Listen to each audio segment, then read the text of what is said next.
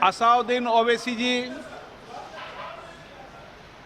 Sir, आपका बेहद शुक्रिया कि कल शाम में आपने फ़ोन करके मेरी खैरियत और मुझसे दरियाफ़्त किया कि क्या हुआ, और आपने मुझे बताया कि आपने फ़ौरन पुलिस के आला अहदेदारों से बातचीत भी की।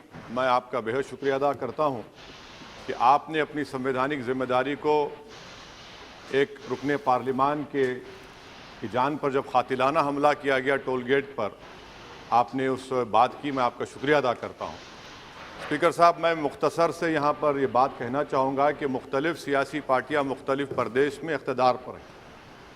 ये बात आप तमाम को मैं गोशेगुजार कर रहा हूँ कि आखिर ये कौन लोग हैं जो गोली पर भरोसा करते हैं, बैलेट पर नहीं करते।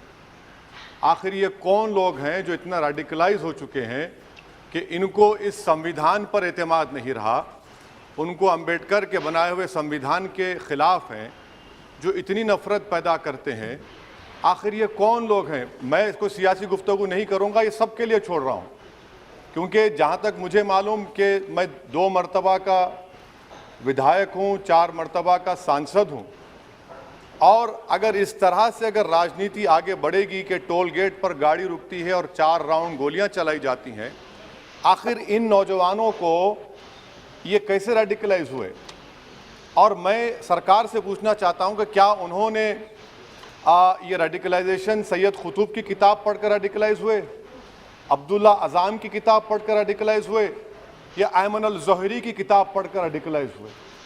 इसीलिए मैंने सरकार से 2015 में कहा था कि इंटरनल सिक्योरिटी डिपार्टमेंट MHA में, उसमें तमाम मज़ाहिब के लोगों का एक काउंटर रेडिकल सेल बनाइए आप। और सर, ये रेडिकलाइज हो चुके हैं तो भारत की इससे राइट विंग कम्युनिज्म और टेररिज्म बढ़ेगा। मैं आपसे अपील कर रहा हूं कि जो गलती NDA 1 में की थी, आप वही करने जा रहे हैं। आपको नुकसान होगा, आपकी सरकार को नुकसान होगा, देश को तो, देश की सालिमियत को खतरा तो पैदा हो रहा है। सर, मैं आपके जरिए से सरकार को ये भी बताना चाहूँगा कि जिन लोगों ने ये रेडिकलाइजेशन किया है, आप इस पर गौर करिए, इन पर UAPA क्यों नहीं लगाते आप? अगर कोई स्पीच देता है, अगर कोई फेसबुक पर किसी क्रिकेट मैच पर किसी टीम की तायीद करता है तो UAPA लगता है। एक सिटिंग MP के ऊपर UAPA नहीं लगेगा सर। मैं सरकार पर छोड़ता हूं। सर, चौथी बात यह है कि रेडिकलाइजेशन की जब बात होती है, हमने यहां पर एक कांग्रेस के बड़े नेता से सुना कि 2 भारत हैं दौलत के एतबार से। नहीं सर, भारत की दौलत मोहब्बत है। भारत की दौलत पैसों की दौलत नहीं है, भारत की दौलत मोहब्बत है। हाँ, 2 भारत हैं, एक मोहब्बत पर जो पिछले कई बरसों से आबाद है, और एक नफरत पर भारत बन रहा है। तो क्या आप दौलत की भारत की मिसाल देंगे या मोहब्बत की भारत की मिसाल देंगे? अगर मोहब्बत की भारत की मिसाल देंगे तो उसमें आपको मेरी जबान को रोकने के लिए गोली चलाने की जरूरत नहीं है। इस 2 भारत को समझने की जरूरत है। सर, खत्म सर, मुझे खत्म सर सुनिए सर, मैंने करीब से 6 फीट से गोलियां देखी, मुझे बोलने दीजिए सर। हो सकता है कि कल दिन ना देखूं मैं। अगर मैं यहां पर नहीं बोलूंगा तो कहां बोलूंगा सर? आप मुझे प्लीज बोलने दीजिए।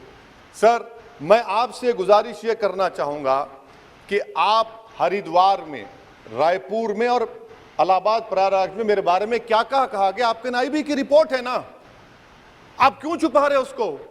देखिए, मैं मौत से नहीं डरने वाला हूं, हम सबको जाना है इस दुनिया से।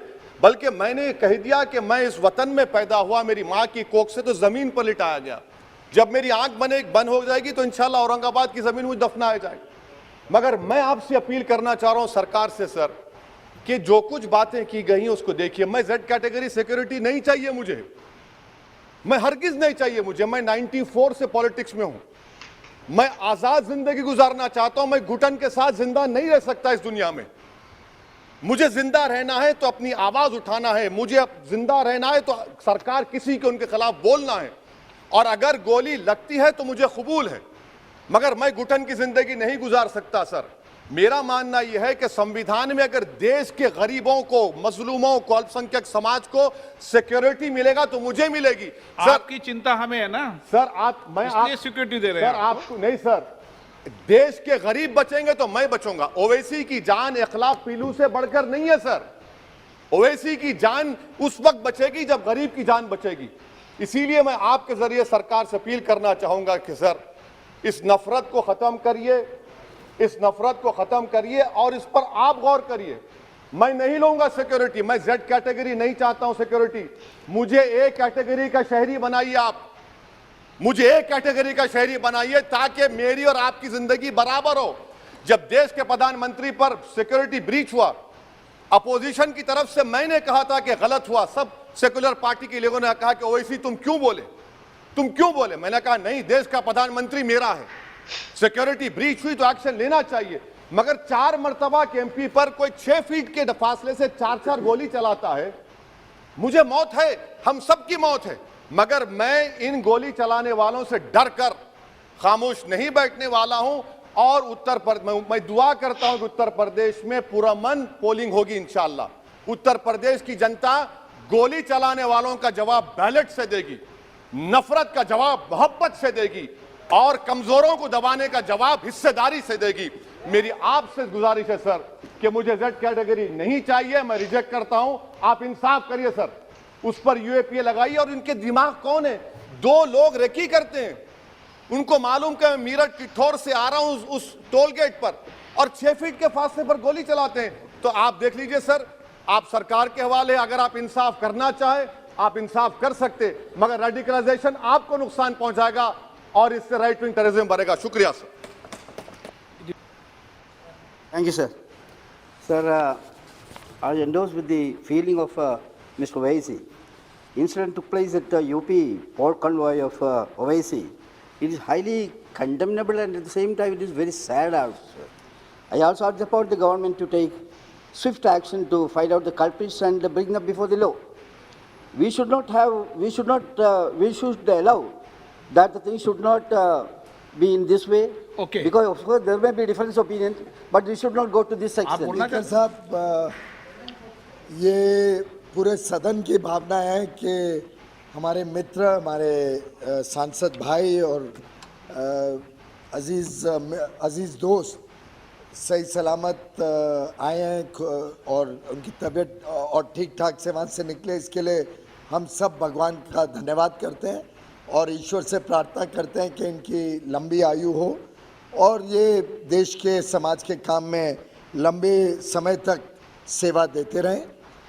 राज्य सरकार ने तुरंत इस पे गहराई से कार्रवाई की, आरोपी पकड़े भी गए हैं, उनके व्हीकल को भी जब्त किया गया है, उनके जो उन्होंने इस्तेमाल किया था हथियार भी बरामद किए गए हैं और पूरी गंभीरता से इस विषय के ऊपर कार्रवाई चल रही है। माननीय गृह मंत्री जी सोमवार को, आज वो दिल्ली में नहीं है, सोमवार को इस विषय में विस्तार से सदन को अवगत